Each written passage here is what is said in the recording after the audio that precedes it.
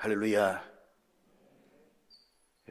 신학의 길을 걷고 있는 여러분에게 하나님의 깊은 위로하심과 은총이 함께 하시기를 축복합니다.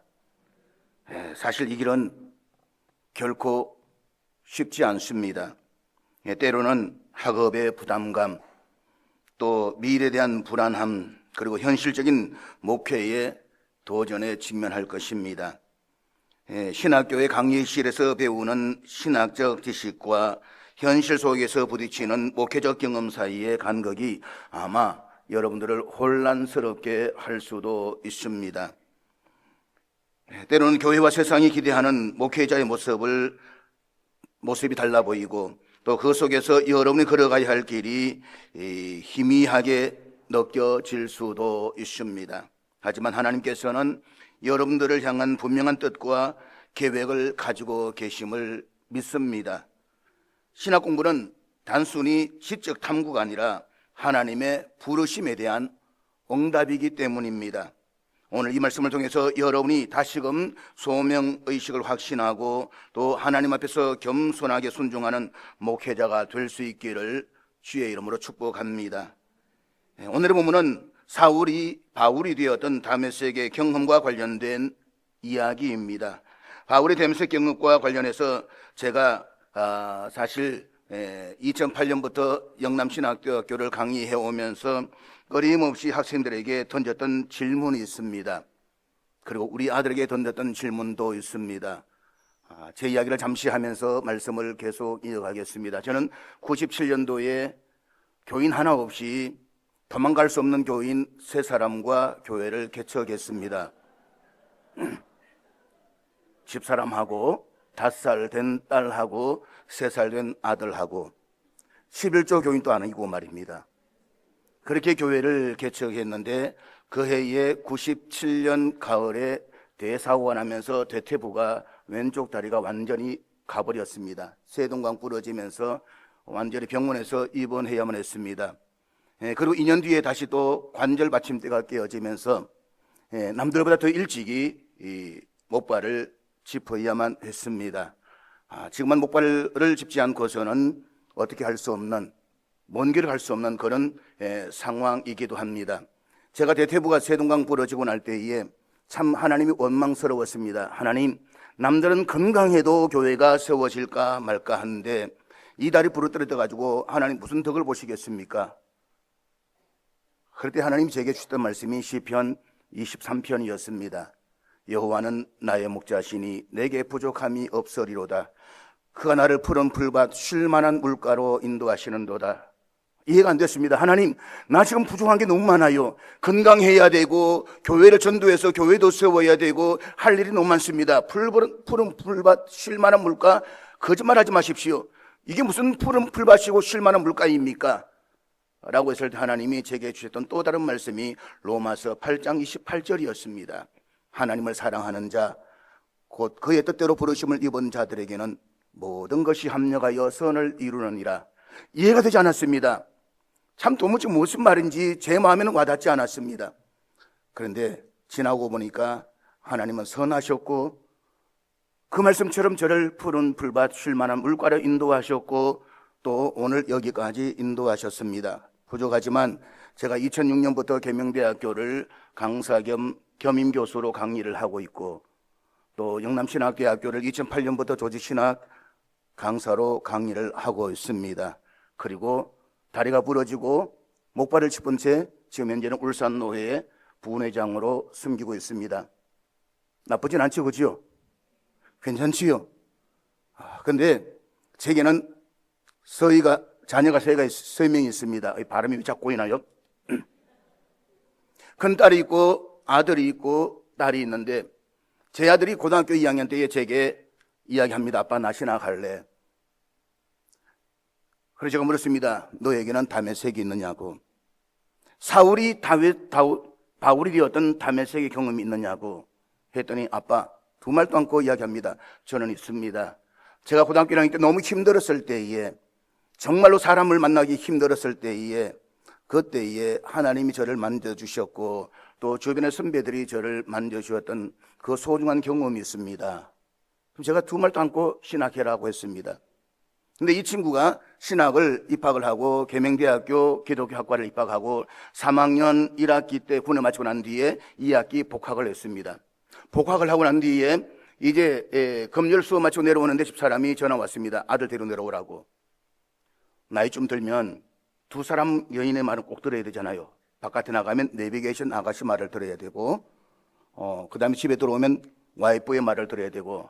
그런데 내비게이션 말 들었다가 제가 지난달에 서울에 올라갔다가 곤욕을 치렀습니다. 우리 아들 만나러 가게 되는데 엉뚱한 길로 안내가 말입니다. 왼쪽으로 가야 되는데 이 내비게이션 아가씨가 오른쪽으로 가야 되는데 왼쪽으로 가라 그러더라고요. 그래서 집사람이 서울 출신이다 보니까 올라갔는데 한참 가는데 하는 말이 여보 저 길로 가야 되는데 왜 이 길로 가? 그러더라고요. 나 이 길 몰라. 나는 길 나오면 내비게이션 아가씨 말 들어야지 하는 거 자꾸 이야기해요. 아니 저 길로 가면 바로 가는데 왜 이 길로 가 빙 돌아가느냐고. 아들이 기다리지 않냐고. 제가 얘기했습니다. 여보 내가 포항 가고 울산 가면 길 잘 알아. 여기는 내 길 몰라. 그러니까 나는 내비게이션 아가씨 말을 들어야 된다고.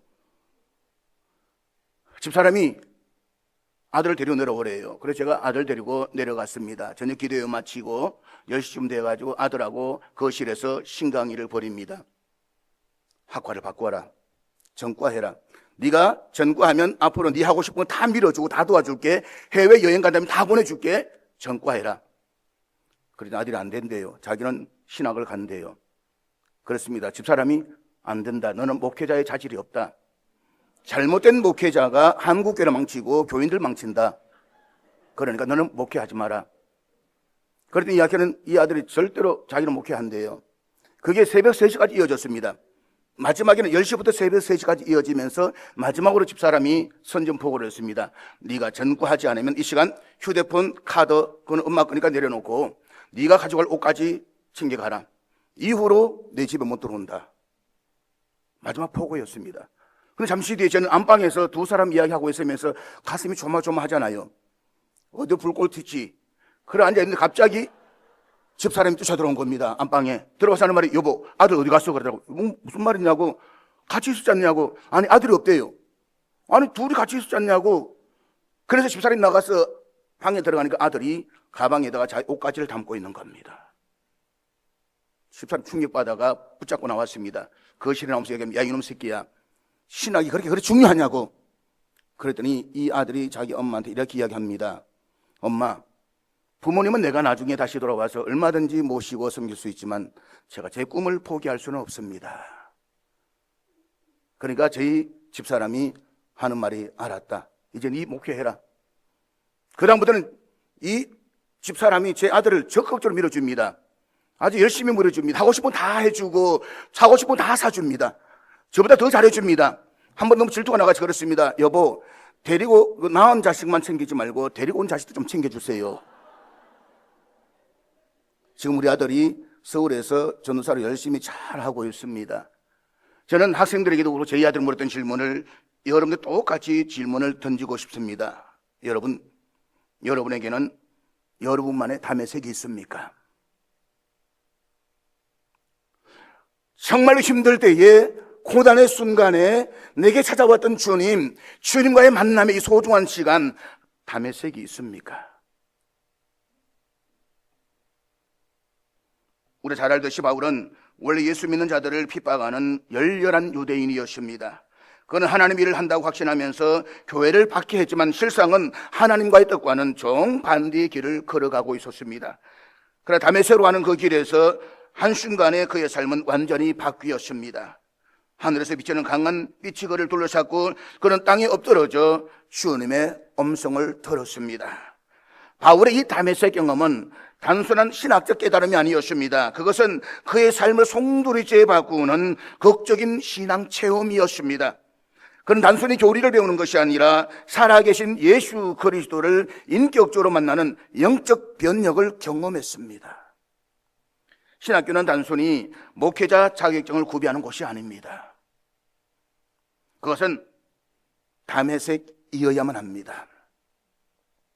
신학교는 교리를 배우는 장소가 아니라 예수님과의 깊은 만남을 통해서 새로운 피조물로 만들어가는 자리이어야만 합니다. 사랑하는 여러분, 저는 여러분들이 신학교에서 단순히 학문적 탐구와 이론적 집식석덕에 머무르지 않았으면 좋겠습니다. 하나님을 만나지 못한 신학은 메마른 지식일 뿐만 아니라 그것은 종교학에 불과합니다. 성령의 능력이 없이 행해지는 목회는 영혼을 살릴 수가 없습니다. 예수님을 직접 경험하지 못한 목회자는 교회를 경영하는 관리자일 뿐이지 참된 목회자가 될 수가 없습니다. 참된 목회자는 성령의 충만함 속에서 하나님의 뜻을 알고 그분과 함께 동행하는 사람입니다. 신학교에서 보는 시간은 단순한 준비 과정이 아닙니다. 그것은 하나님께서 여러분을 다듬고 빚으시는 거룩한 시간입니다. 바울이 다메섹에서 주님을 만난 이후에 그의 삶은 완전히 변화되었습니다. 여러분도 신학교에서 머무는 동안에 예수님과의 깊은 만남을 통해서 변화되어져 가야만 합니다. 이곳에서 단순한 목회 기술을 익히는 것이 아니라 하나님과 동행하는 거룩한 목회자가 되겠다는 결단을 하십시오. 이 시대적 교회는 단순한 조직 운영자가 아닌 예수 그리스도와 인격적으로 동행하는 목회자를 간절히 필요로 하고 있습니다. 신학에서 배운 지식을 넘어서 하나님의 부르심 앞에서 무릎 꿇고 살아계신 하나님의 능력을 체험하십시오. 내가 영적 체험이 없이 어떻게 교인들을 영적으로 이끌어갈 지도자가 될 수가 있습니까? 내가 하나님과 만남이 기쁨이 전혀 없는 내가 어떻게 교인들에게 하나님을 만나라고 말할 수가 있습니까? 기독교는 이론의 종교가 아닙니다. 체험이 바탕이 되지 않는 기독교는 종교학입니다. 바울처럼 주를 만나는 다메섹에서 체험을 통해서 참된 목회자로 거듭나는 여러분이 될 수 있기를 주의 이름으로 축복합니다. 바울이 주님 음성을 들었을 때에 그는 단순히 왜 나를 부르십니까? 라고 묻지 않았습니다. 대신 주님 무엇을 하리까? 라고 물었습니다. 이것이 바로 소명을 받은 자의 태도입니다. 우리는 종종 하나님 왜 저입니까? 왜 제어야만 합니까? 라고 묻습니다. 그렇지만 참된 종은 무엇을 하리까? 라고 묻습니다. 사랑하는 여러분, 여러분은 하나님의 부르심을 받고 이 자리에 온 줄로 저는 믿습니다. 이 부르심은 단순한 직업 선택이 아닙니다. 그것은 삶을 걸고 헌신해야 하는 하나님의 거룩한 사명입니다. 단지 자신의 욕망을 채우거나 세상의 실패를 도피하기 위한 목회자가 되는 것이 아니라 하나님께서 원하시는 진정한 목회자의 길을 걸어가야만 합니다.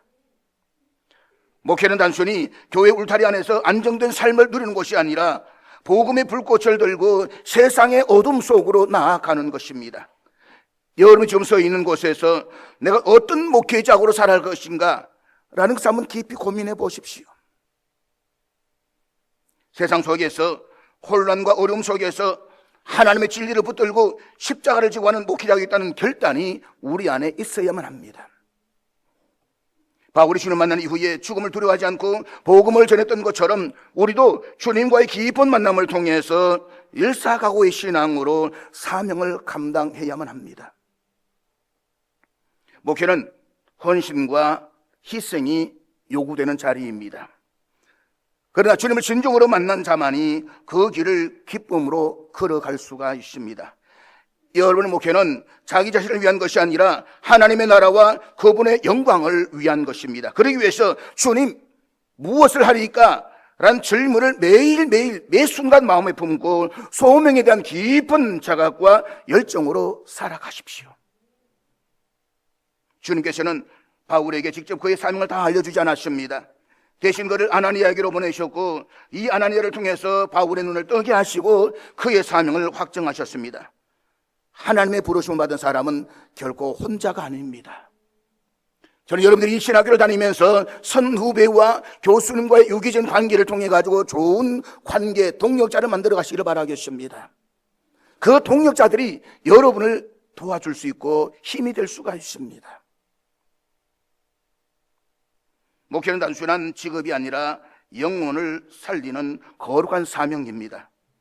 이를 위해서 신학생들은 신학 공부만이 아니라 영성 훈련도 헌신해야 됩니다.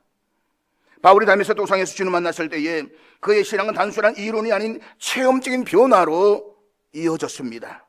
목회자가 되기 위해서는 성령의 능력으로 충만해야 됩니다. 목회는 단순한 직업이 아닙니다.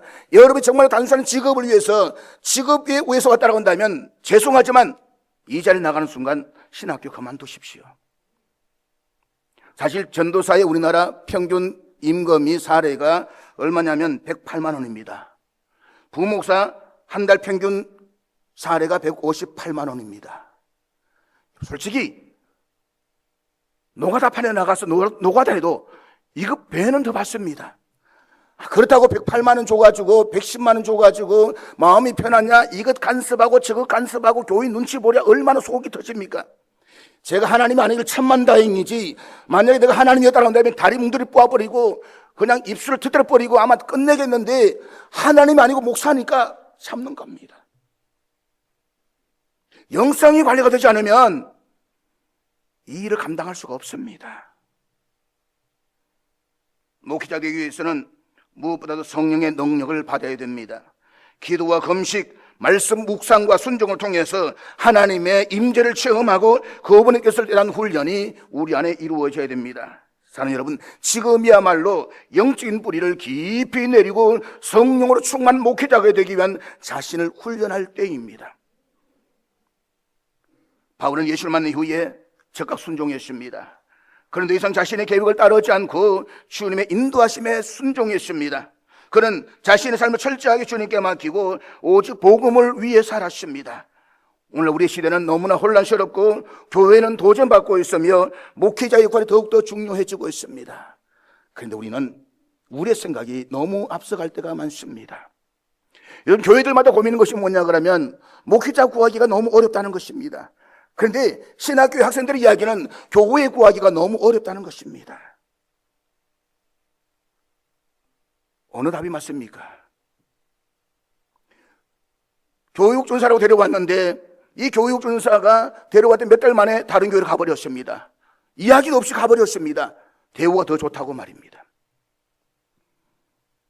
요즘 보면 교육전사들 보면 사례 얼마를 주느냐, 그 다음에 며칠 가느냐, 여기에다가 교통비가 있느냐, 휴대폰비가 있느냐, 유지비가 있느냐, 별걸 또 다 따지는 교회가 있습니다. 사람들이 있습니다. 그러기 위해서 신하고 오셨습니까? 그러면 여러분 그만두고 그냥 세상으로 나가십시오. 그게 훨씬 더 좋습니다. 중요한 것은 내 뜻을 내려놓고 주님이 원하시는 데 걸어가는 겁니다. 주님이 오라면 가는 것입니다.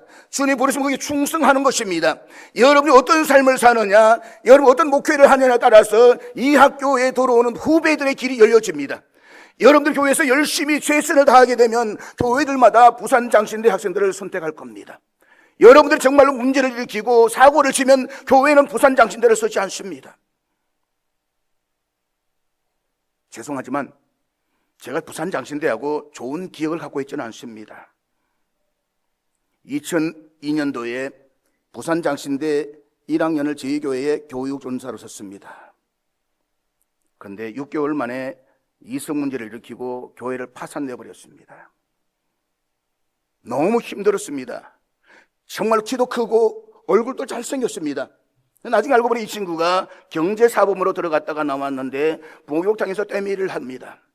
부부가 둘이 목욕탕에서 떼미를 하다 보니까 부인이 어느 날 이야기합니다. 여보, 우리 이렇게 살지 말고 너 신학 가서 목회하라고. 당신 신학 가서 목사 되면 시골에 목회 가서 먹고 살 수는 있지 않느냐고. 사명이 아니라 먹고 살기 위해 들어온 겁니다. 결국에는 한참 성장해 가던 재미있던 교회를 파산해버린 겁니다.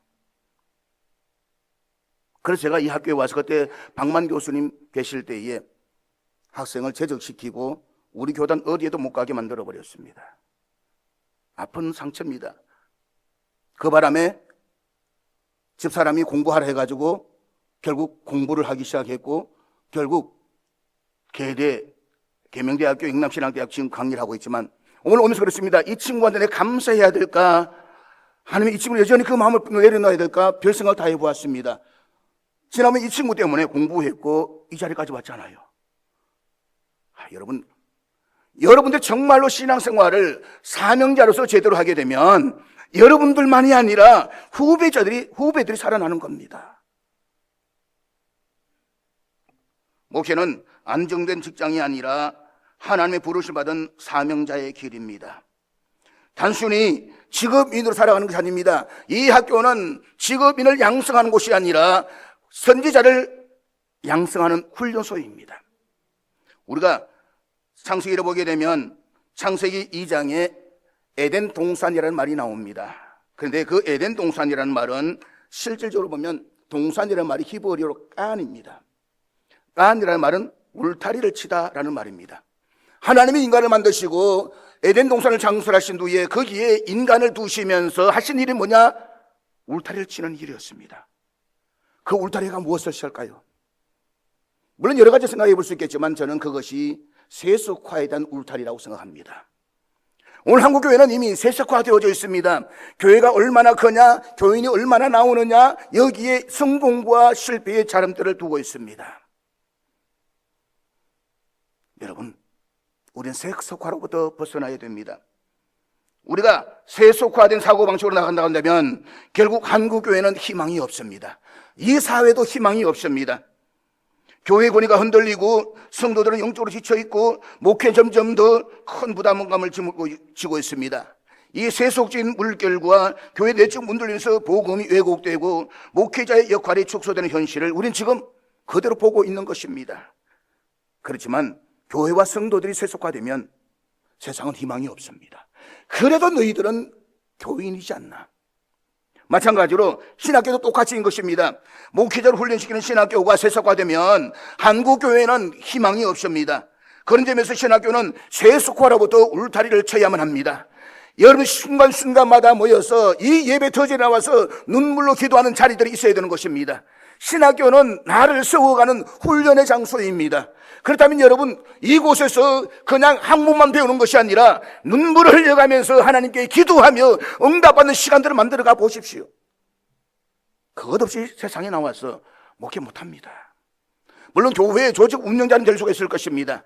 그렇게 조직 운영자가 되어서 뭘 하겠습니까?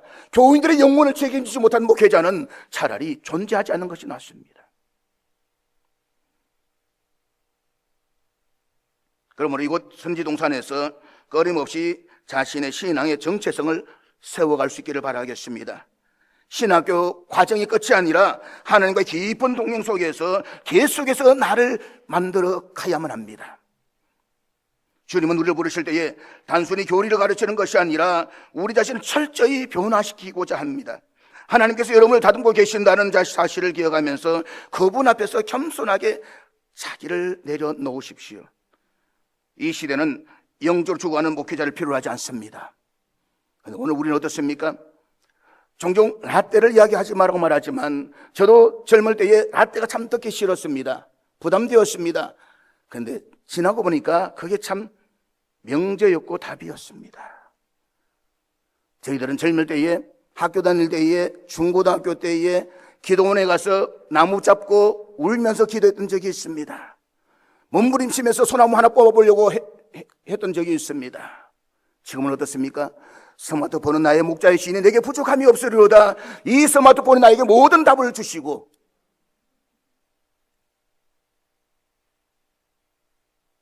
여러분 최소한 1년에 한 몇 번쯤 정말로 기도원에 들어가셔가지고 정말로 몸부림쳐서 한번 기도해 보셨습니까?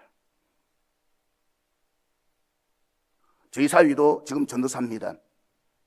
우리 딸이 대구에서 교사 하는데 너무 재밌는 겁니다. 근데 이 애가 시집 갈 나이 됐는데 결혼을 할 생각을 안 합니다.